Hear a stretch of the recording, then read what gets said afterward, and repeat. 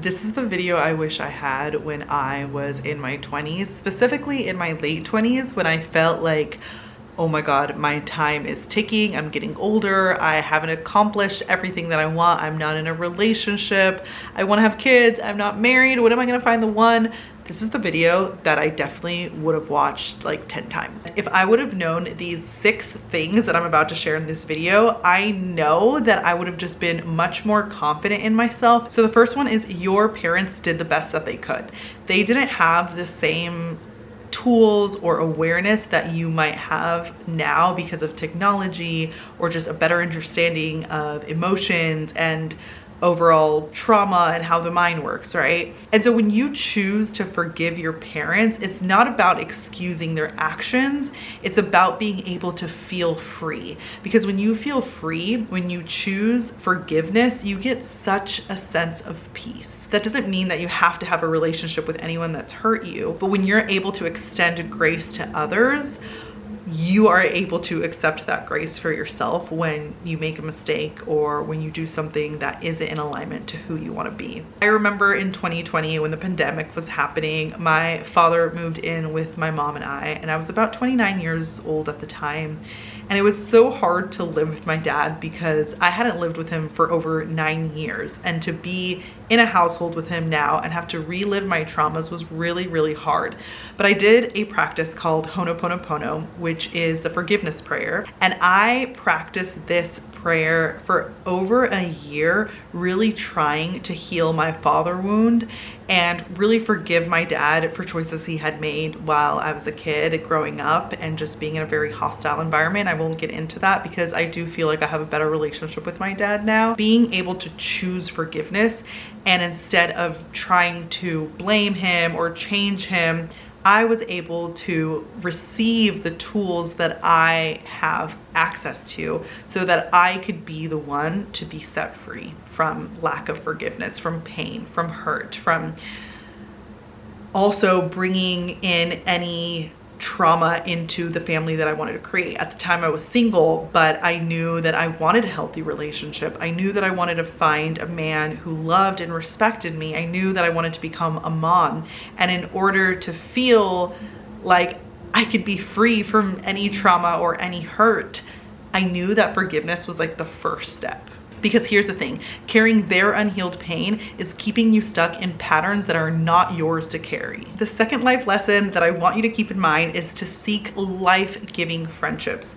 When you hang out with a specific friend, do they light you up? Do they fuel your desire to live, to be grateful, to be happy, to be joyful, to be compassionate? Start tracking how you feel with specific people. I have a spreadsheet for everything. And one of the things that I created in 2021 was a friendship tracker, or time I'd meet up with like a stranger or someone for coffee, I would ask myself these 3 things, and I wrote them down here because it's been a while since I've tracked this. I just got into a relationship and I wanted to make sure that like my friendships like matched the person that I had become. And I was in such a healthy relationship that it was important for me to notice who I said yes and no to, especially because my boyfriend, now husband at the time, we were long distance, and so we would travel to see each other on the weekends, and I knew that I really had to be intentional with who I made time to. So I would write the person's name in one column and I'd ask, did they increase my energy? Did they light me up? Was it neutral or did they decrease my energy?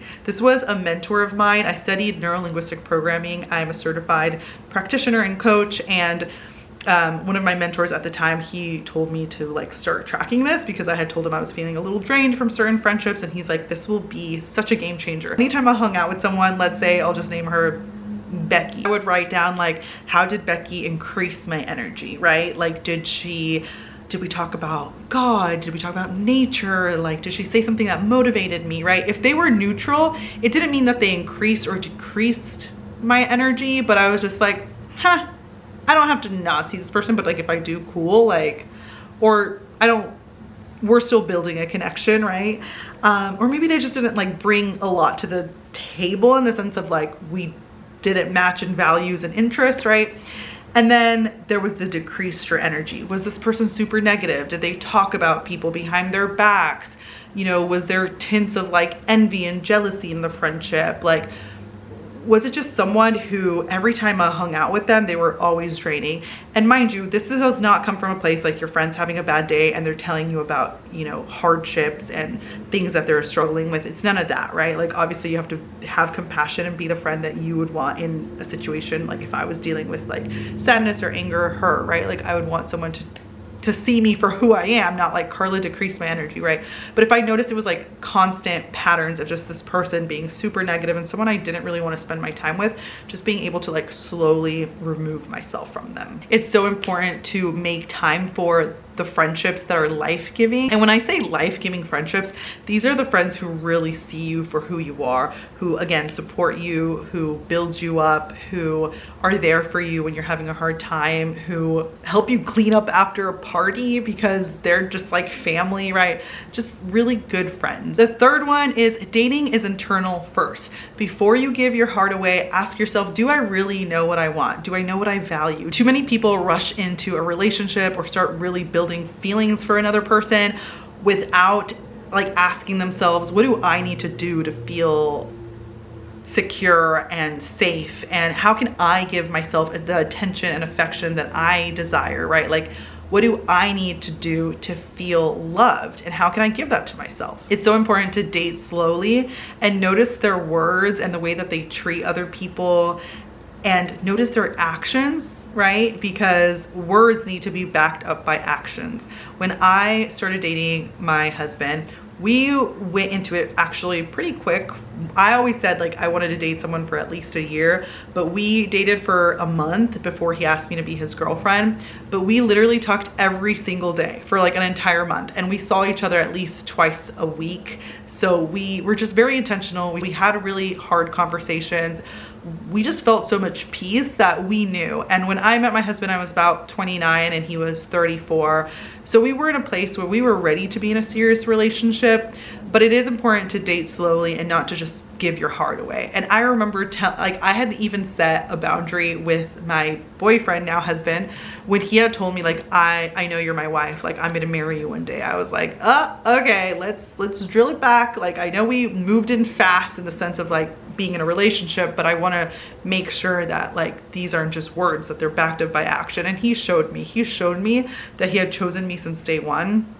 And so it's so important to make sure that you don't just fall for what they say, right? And make sure that you guard your heart, but not by like setting these like brick walls, right? Like you still want to be someone who radiates love and joy. And if you want to attract the right person, you want to make sure that you're not just like, oh, I'm a bodyguard and you don't have access to me, right?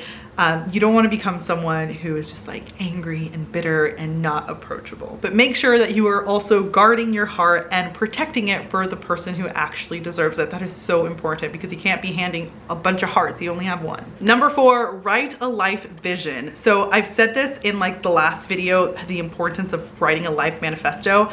But it was so hard for me to write a life vision. I remember the first time I did a visualization exercise that took me 10 years out. Like I couldn't imagine anything but like my family, my husband, my future husband at the time. I hadn't met him yet. Like my son, my daughter, but I couldn't see their face. Like there were certain things that I couldn't visualize, but because I was holding on to so many things that I hadn't healed, right? Which is why forgiveness is so important, and having compassion and letting go of things that don't serve you as the first one. And I mentioned it more specifically for parents, like forgiving your parents, because a lot of our patterns come from our childhood, right? And so when you are able to let go of those negative patterns that are holding you back, it's easier for you to visualize the life that you want. And so visualizing the life that I wanted actually took some time. The first time I did a visualization exercise, it was hard to imagine my career. It was hard to imagine certain parts of my marriage. But then one day, like I did it again and I was able to like visualize what I truly wanted for myself. And I wrote it down as quick as I could because I didn't want to forget. And I always go back to that. I'm always updating my life vision. So for example, a life vision is who is it that you want to be, what is it that you want to do, and what is it that you want to have. But it's really rooted in the person that you want to be, your ideal self. Because here's the thing, when you put images and words to your goals, you're able to really visualize it and see it and almost like radiate that energy that attracts those desires that you want for your life. And if right now you're like, I can't visualize what I want in the next like a year, how can I do 10 years? Start with the 1 year and then just zoom in. How does that year look like? What would you accomplish? What kind of woman would you be? How would you act? What kind of friendships would you have? Would you be in a relationship? Would you be traveling? Would you focus on your career, or would you focus on your spirituality? Would you start going to church again? Would you go to a yoga retreat? Like, what is it that you would do, right? Really think about that 1 year. And I like to call it my year of yes, like saying yes to myself. I did this back in 2016. I didn't know what I wanted with my life. And I remember that year I told myself, I'm going to do the things that I've never done before. I just completely changed my life in so many ways, in the way that I radiated confidence. I went from being an assistant to being a producer. I started traveling more. I went to Germany and London with my sister and our best friend. Like, there was just so many opportunities that came into my life because I focused on like, who did I want to become in that 1 year. I did that again in 2017 and 2018. It just started becoming a practice. And you can find guided visualizations online. And I remember that when you're creating a vision, it's not to be attached to the outcome. It's about having something to look forward to that can help you stay rooted in who you are and what you want in your life. The next one is let discomfort become a compass, not a wall. So essentially, step out of your comfort zone. So if you want to start just putting yourself out there and networking maybe, or having conversations with strangers, or being that person who invites their friends over to dinner parties, or extends an invitation to a stranger for a coffee date or whatever, you really have to step out of your comfort zone. Growth shows up in those awkward conversations, in those heartfelt conversations. Go of guilt and doing something that's very important to you. As a mother, I have learned this. As a wife, I have learned this, that it's important to receive. It's okay to receive. It's okay to ask for your needs, right? And that was so uncomfortable for me in the past, like being able to receive, being able to state what I wanted. Like, I was someone who was like, let's keep the peace, right? And so now I'm able to express what I want. And yes, it is uncomfortable, but growth comes out of that. And not only growth, freedom and confidence. And fear shows up. Ask yourself, what is on the other side of fear that I truly want? Ask yourself, what is on the other side of fear that I deeply want? And the last one, choose your partner wisely. I know I talked about dating, but this is specifically for when you are ready to date, when you're putting yourself out there, when you've learned how to discern. The person you choose as your forever will be the person who is there for you in some of the most beautiful moments in your life. Like, if you decide to have children, right, they will be there for the birth of your child, but they will also be there for the hard moments when your loved ones pass away, or when you lose a job, or when you're trying to rebuild again your career after motherhood, right? Like, my husband has been so supportive in these last few months as I continue to learn more about myself as a mom, and as I continue to explore my passions. And he's been there even in health moments where I had some health issues, and he was there to support me and take care of me. It's so important that you don't choose out of loneliness or timelines or pressure from your family and friends. Choose from a place of peace. Choose your person from a place of peace. Choose wisely, discern, and trust your intuition.